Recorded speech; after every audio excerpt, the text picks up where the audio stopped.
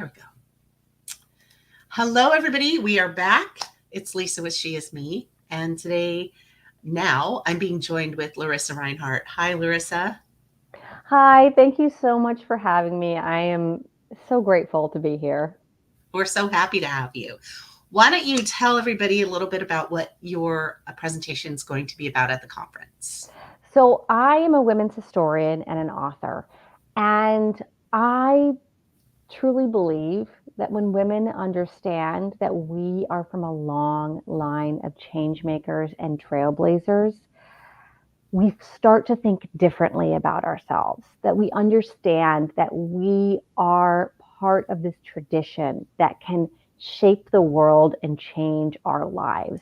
So I'll be talking about the a number of different women who have impacted our world in ways that we don't even know about.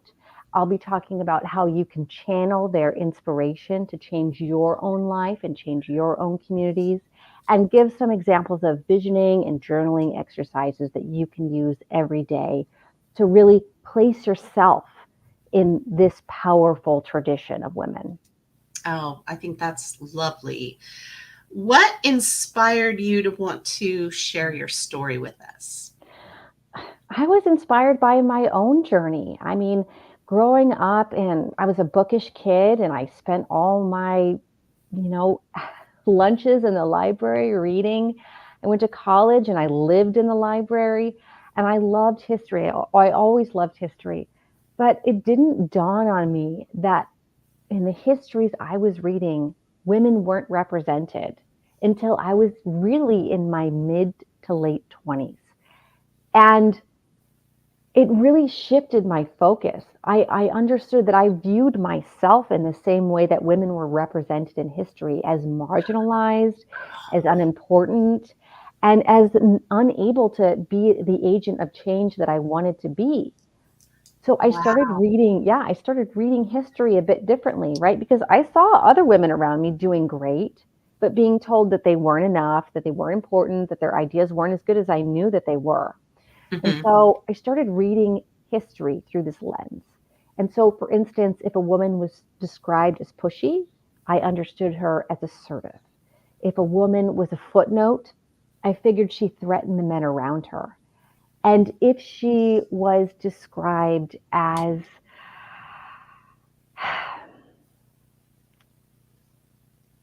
like annoying or bossy, I figured she was powerful. And in reading history in this way, I was really able to understand, I believe, history and historical events in a more accurate manner than is usually reflected in the histories that we are given. Mhm. Yeah, no, that's so true. I love that you said that you saw yourself as the how women were represented and you Mm, realized that about you, and that is so true because we learn and become what we mhm. see represented and what we read or hear or how, through the lens of somebody else, right? That's sort of Yes. that's so amazing to me. Wow, what an insight. Um, what would you like the key takeaway to be from your presentation? I want women to understand that they have always mattered, that their voices have always been powerful and have always been of incredible value, even if other people around them haven't recognized that, right? So, for instance, I'll give an example. Hmm. Um, Martha Washington. We think of her as just the wife of George Washington, but in fact, she insisted that the framers get together and have dinner parties, and that she would really orchestrate these dinner parties, as would a diplomat, to make sure that they worked out their disagreements and that they discussed their ideas in a civil manner.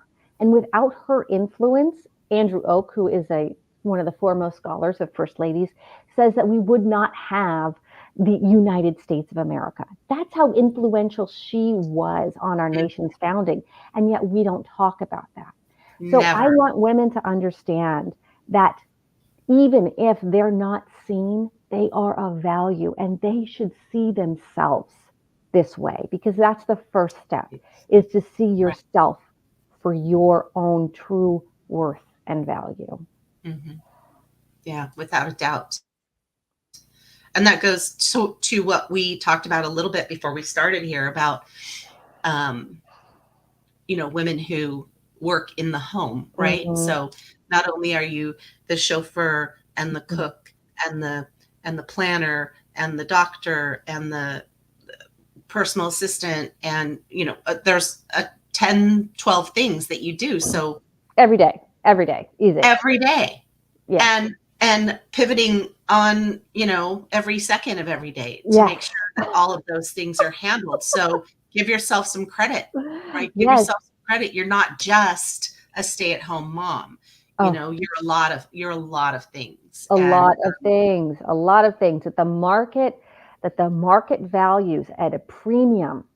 And yet, right, because it is free, because it is unpaid labor, it's not valued. But right, that's not an accurate portrayal of women's work.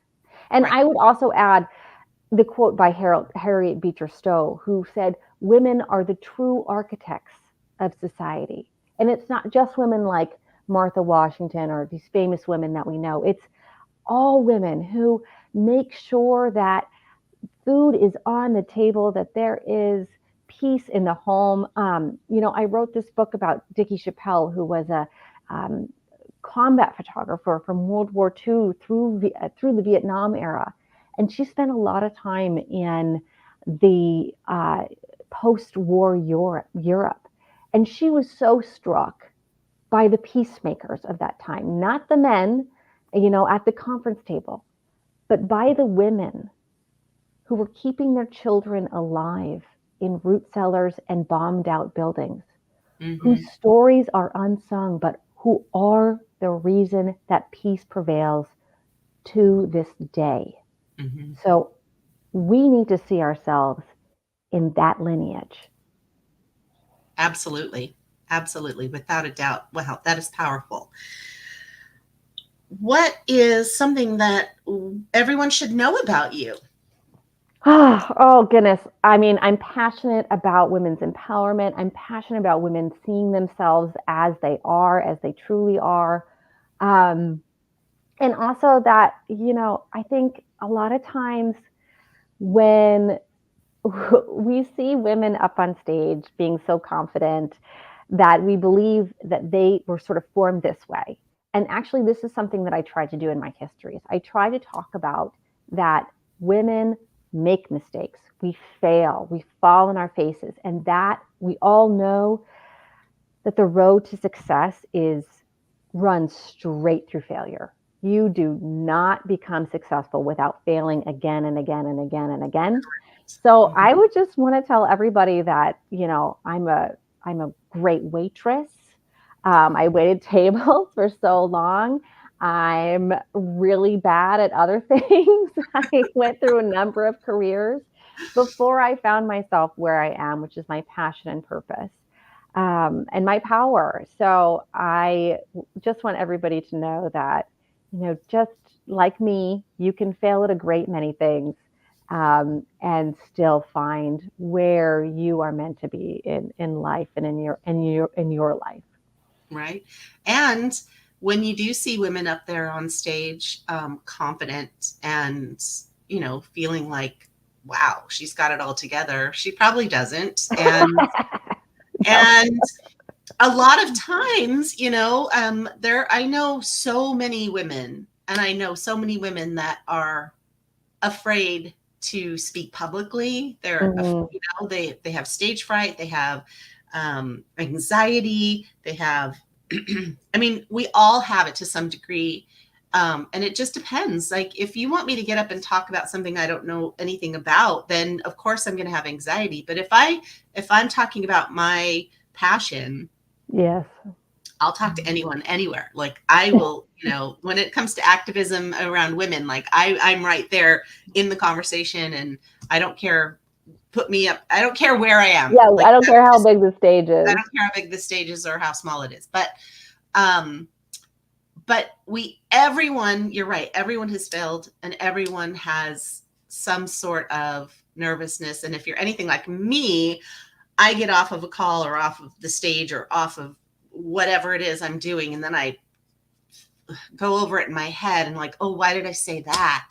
Yeah. And that's the only thing anyone's going to remember is that I said that. And, and people probably didn't even know what I was talking about. Yes. But Yes. yeah, I mean, we all do that. We all, no matter who it is, every woman I know beats themselves up Well, for and I think mistakes. that goes back to this idea of women not being allowed to fail and not being shown that they are on this hero's journey in history. Mm-hmm. Because if if we are only presented as perfect, we are expected to be perfect and we expect ourselves to be perfect. But that's not how you formulate your best ideas. You Right? have to be messy. The creative process is messy. And we Yes. have to be allowed to be messy if we are to be our best selves. And Yes. I've been messy. I used to be so brat.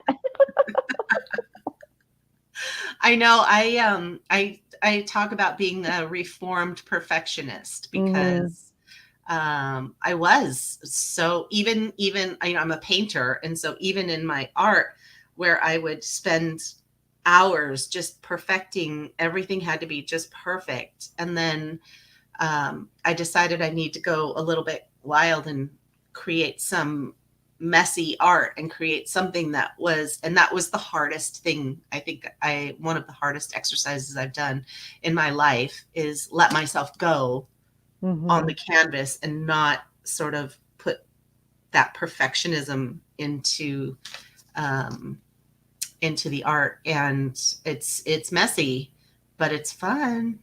Yes, it's fun and it's It's important. And freeing. you remind me of this practice in art history where they'll go and they'll take infrared lights to look at Van Gogh or Mhm. Monet's painting to see what's underneath, to see what Yeah, like didn't make it, right? And we have to be okay with saying this was just a draft of our idea. We right, can do something else. But if you don't get it out there, if you don't get it on the canvas to begin with, it's never going to get out at all.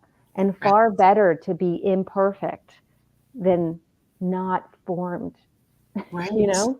right. Get it done. Get it Yes. done. And lastly, why did you want to be a part of She Is Me? What attracted you to us? I believe that when women come together, they can do anything, that we are unstoppable. And I was so attracted and inspired by this community of women coming together towards a common goal of empowerment for our lives and for bettering our communities and for bettering the world. Um, I think it's okay for me to say in this context that I want the future to be female. I Yes, want us to have a world where children are safe, where we are valued for who we are and what we are, rather than undervalued, rather than unseen and invisible. And right. so I'm just so excited to participate in this movement in any way I can. And I was so honored to be featured as a speaker. So thank you so much for seeing the value in my vision and purpose. Absolutely. Thank you so much for joining us. And why don't you tell us before we go a little bit about the book behind you? Yeah, so this is my book.